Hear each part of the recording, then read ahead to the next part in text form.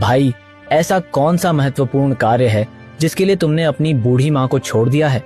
मैं इस विषय में तुम्हें नहीं बता सकता। अभी तुम चिट्ठी लिखकर माँ के पास जाओ। तुम मुझे अपना मित्र नहीं समझते तो मैं तुम्हारा यह काम नहीं करूंगा। मैं यहाँ से जा रहा हूँ। मैं तो तुम्हें ढूंढते हुए आया था तुम्हारी भलाई के लिए, लेकिन तुम्हारे मन में खोट है। नहीं नहीं, ऐसा नहीं है। ये देखो, ये जादुई बीज है। मैं तो अगली बारिश का इंतजार कर रहा हूं।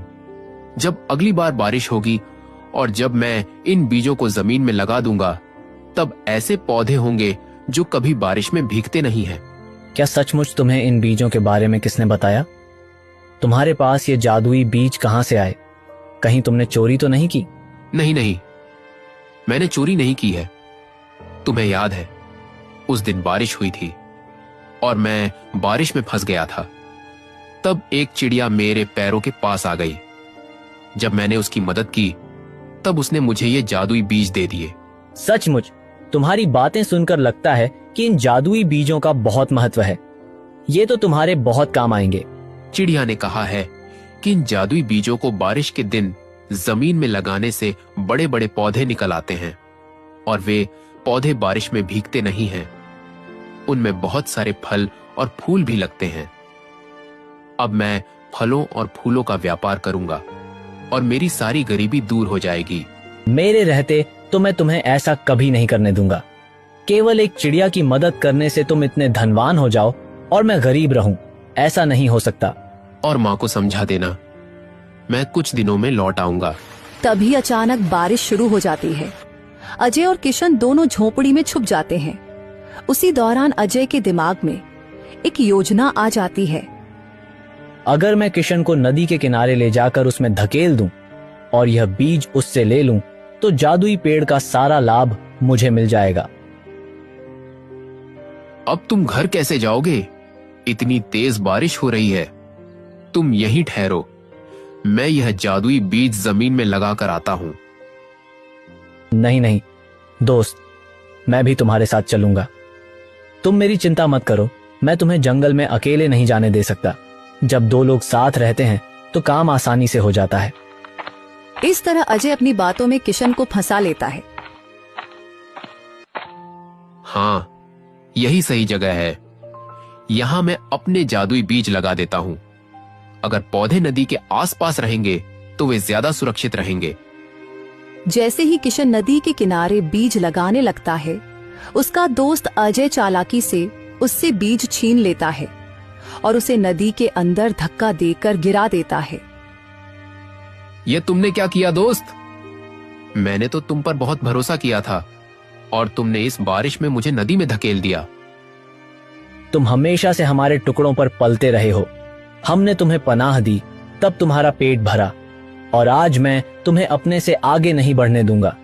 ये बीज अगर किसी के काम आएंगे तो वे सिर्फ मेरे होंगे। किशन बारिश में नदी के तूफान में फंस जाता है और डूब जाता है।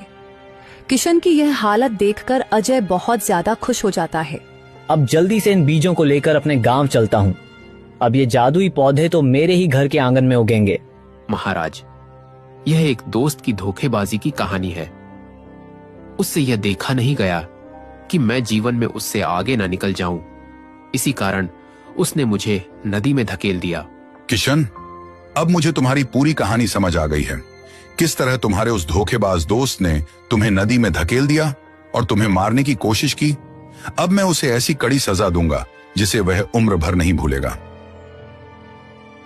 नहीं नहीं महाराज, अब मैं उस धोखेबाज दोस्त के सामने तभी जाऊंगा जब मेहनत करके धनवान बन जाऊंगा, ताकि उस दोस्त को भी यह एहसास हो जाए कि बुराई ज्यादा दिनों तक नहीं टिकती।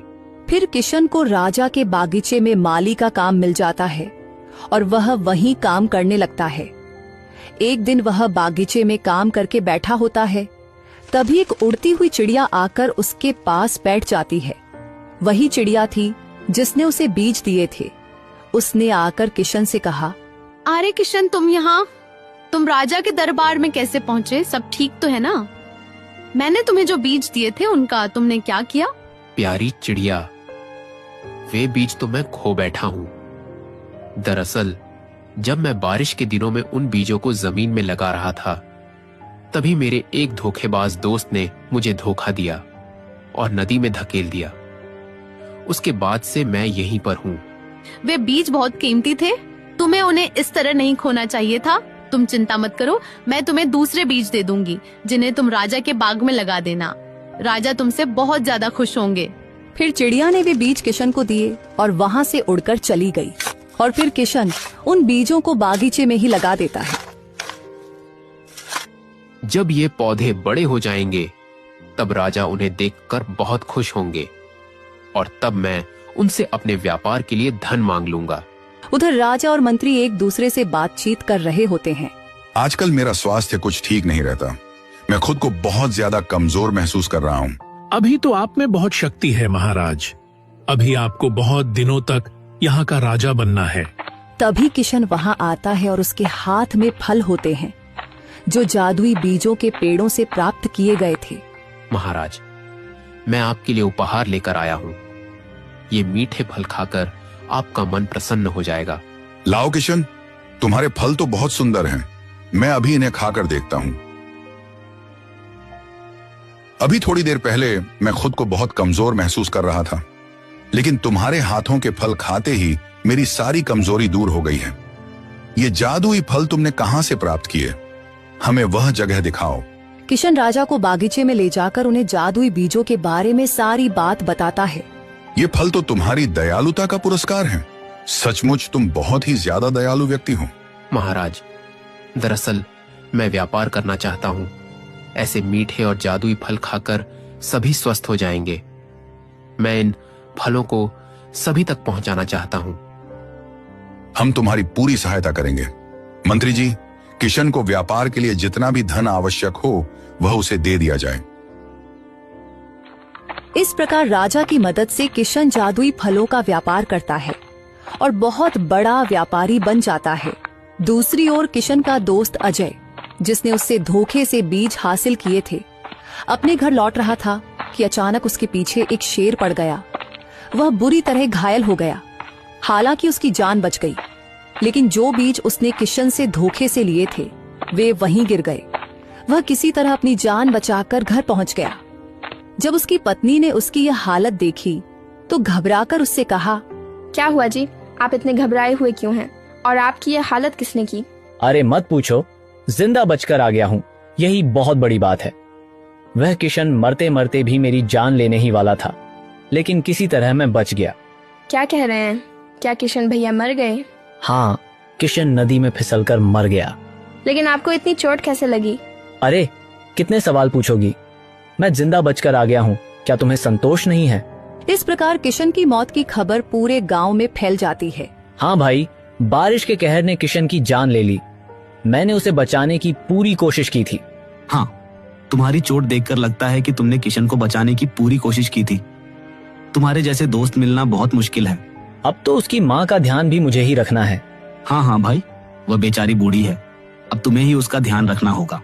गांव के लोगों से बात करने के बाद अजय अपने घर चला जाता है और जाकर किशन की माँ से गुस्से में कहता है, अरे बुढ़िया, एक हफ्ते से तुम हमारे घर पर भोजन कर रही हो, आखिर हम तुम्हें मुफ्त में कब तक खिलाएंगे? आज से तुम्हारे घर पर हमारा अधिकार है और तुम्हारे खेतों पर भी अब से हमारे ही हल चलेंगे। अरे पापी, तूने मुझे धोखा दिया।